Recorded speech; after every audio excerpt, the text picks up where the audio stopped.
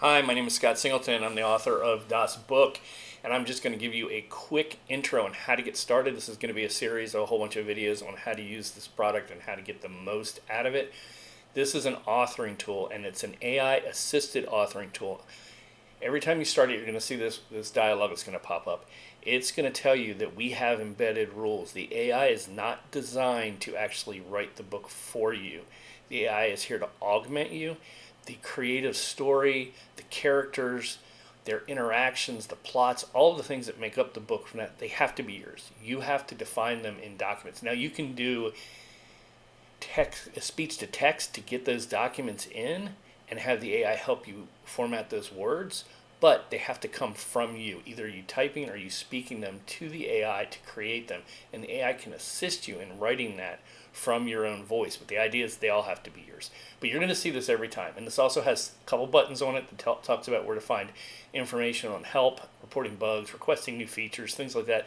That's going to take you over to our GitHub site where you can enter that information and ask. And please do, if you got a feature that you don't see in here that you want, that you have to have, maybe something Atticus or Scrivener has or whatever tool you're using, I'm more than happy to do it. I want to make this work for everybody, not just me, which, it's basically been me and my stepson for the last 6 to 8 months, and I'm ready to expand this out there. So let's go ahead and get started here.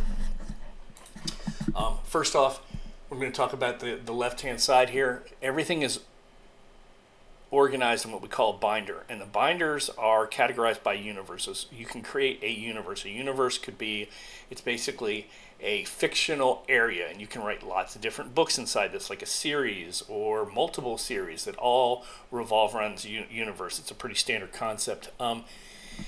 Inside of that binder, we have books, scenes, and chapters. Those are your actual content. Now, having scenes and chapters at this root level is a little bit deceiving here because I've made it so you can have the ability to create freestanding chapters and freestanding scenes. And the reason I did is because I do a lot of flashbacks in some of the stuff I was working on. So I wanted to be able to just create them freestanding. And then as I build the book, which underneath the book node we can have chapters and scenes, I wanted to be able to create them ahead of time and then just drag them and drop them where I want, which is what you can do.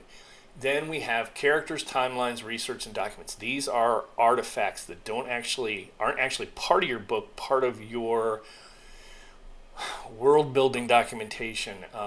All sorts of research documents that track your story arcs for individual scenes or what have you. I use these to build out a story arc that says, okay, in this scene, these are the characters, this is how they're going to interact, this is what happens, this is the end result, this is how this character's feeling, this is how this character's not feeling, and I use that to have the AI help me build the prose for that particular one. But remember, the ideas have to come from you. You have to have this information in there, either via speech to text or via typing yourself to be able to get that in there.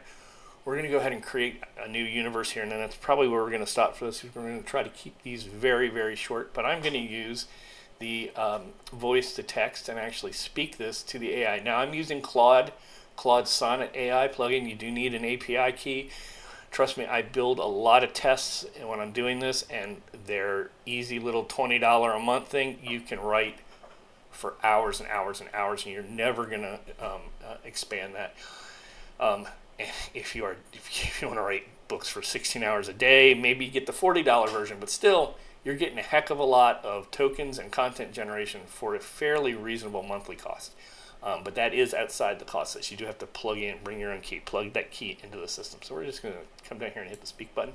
And I'm going to say, hey, I want to create a new universe called Sunny the Spider.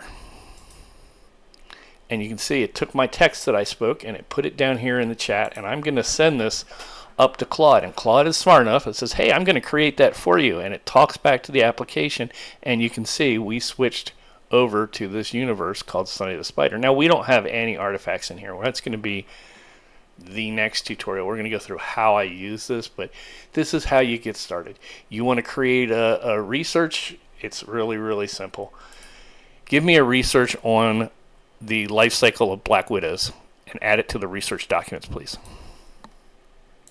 And we're going to send that up there, and it's actually going to do its little web search, and it's going to confirm it. Do you want to do this? We're going to say yes.